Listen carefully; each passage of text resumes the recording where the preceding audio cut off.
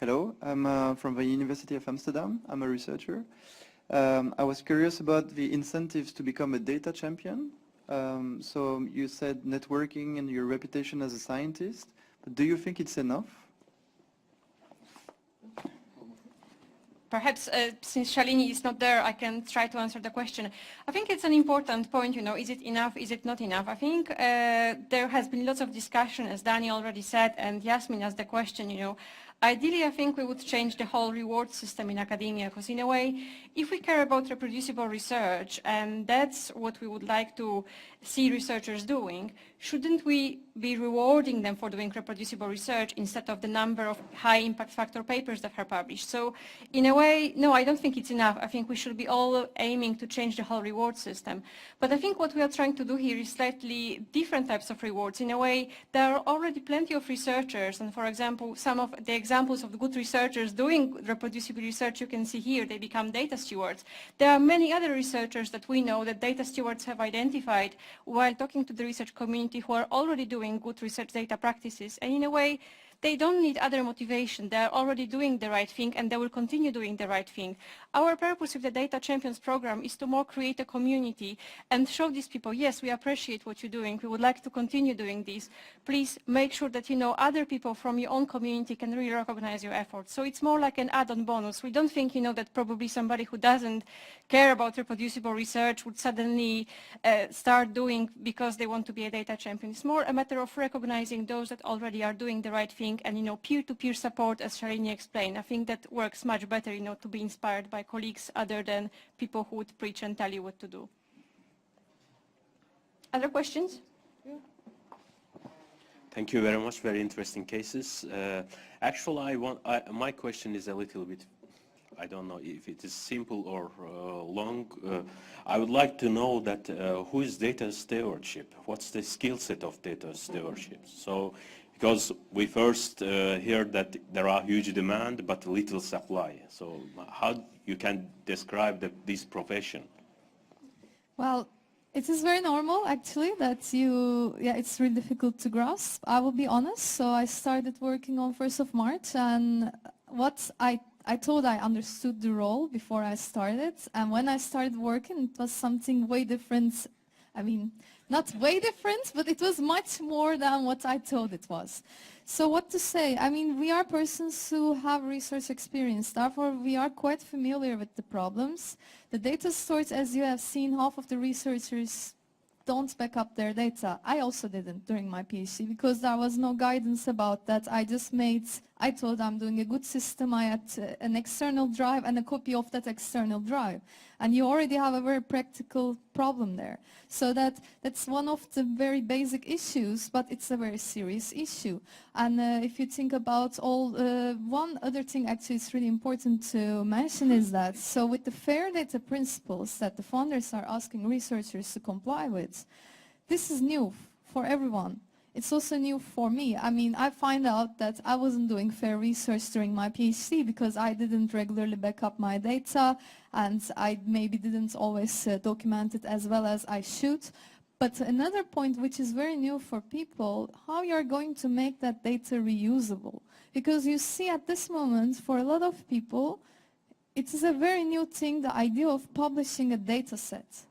They are not familiar with it and they don't understand always when we talk about it. So our roles are really first actually to determine what are the problems and what researchers actually, what is their understanding, how we can explain them, how we can communicate well with them. But that is one part. And also, yeah, we have indeed the fair data principles, so we are helping them with the data management plans. But before this role, I have never written a data management plan. So now I'm in contact with all the people like the research support services from the library, but also we are contacting with the legal people, with ICT, and also Human Research Ethics Committee to learn how we are able to tackle with all of this. So there's a lot of room, I have to say, and we are dealing with so many different things at the same time. But to be honest, it covers actually the whole research life cycle and how to do the things properly. Maybe one of you have something to actually add. wanted. Yeah, maybe a very short comment to add on this. I experience that it is important to distinguish between the terms data stewardship and the role of a data steward, where I see that data stewardship is the responsible data management and handling that should be among the whole research community. And as data stewards, at least here at TU Delft, well, there is some confusion about how to fill in these roles, but here at TU Delft, as Marta already explained as well, the data steward is to advise and support all the researchers in performing good data stewardship. Any other questions?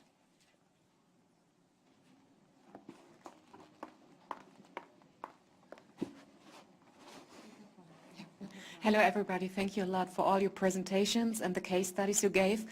I just have probably a stupid question, it's just to understand it better. The projects and the cases you were addressing now with the versioning or the electronic lab notebooks, are these only the projects of your certain faculty, or are these the projects who are addressing all the faculties? So if you are a specialist as well for a faculty and then as well a specialist for one of the topics regarding research data management. Yeah, well, these topics, like in my example with the sand motor, that is a particular example from my faculty, from one of the departments of my faculty. And well, it is to reach the people in the faculty, it's good to have like a series of examples that are well close to the topics people are dealing with. So ideally you should have this kind of examples across the whole faculty. But anyway, if you have like examples at least from inside the faculty, from the topics that are handled in the faculty, that already is closer to the research community than just saying, well, I am in civil engineering, but I have a nice aerospace example. It is also nice, but the closer the better. If I can just comment on that as well, because one of the important things that we do as data stewards, we meet every week all together. So actually there is lots of synergy and skills exchange between the data stewards. And for example, as Case mentioned, like version control, that's something that would be applicable across the faculties. So what, for example, we are doing right now, we are thinking about developing training which will be also available online for researchers at other faculties. So for example, if Case is the expert, let's say on version control, he actually already taught other data stewards how to deliver training on version control to researchers. So in a way, you know, we try to benefit from the fact that each one of us brings diverse skills to the table, and we also learn from each other. It's sort of peer-to-peer learning process, I think, as well, and we benefit from the different disciplinary expertise and background for others, from other stewards. Would you want to comment? I just want to make a very brief addition to the electronic lab notebooks there. The faculties that I'm working at are the faculties where electronic lab notebooks are most necessary, and also we have seen that with the responses actually after the event, because all TU Delft researchers were invited and we got contacted by the people from the applied sciences, and that's one of the most relevant. That's how, yeah, that's how it happened.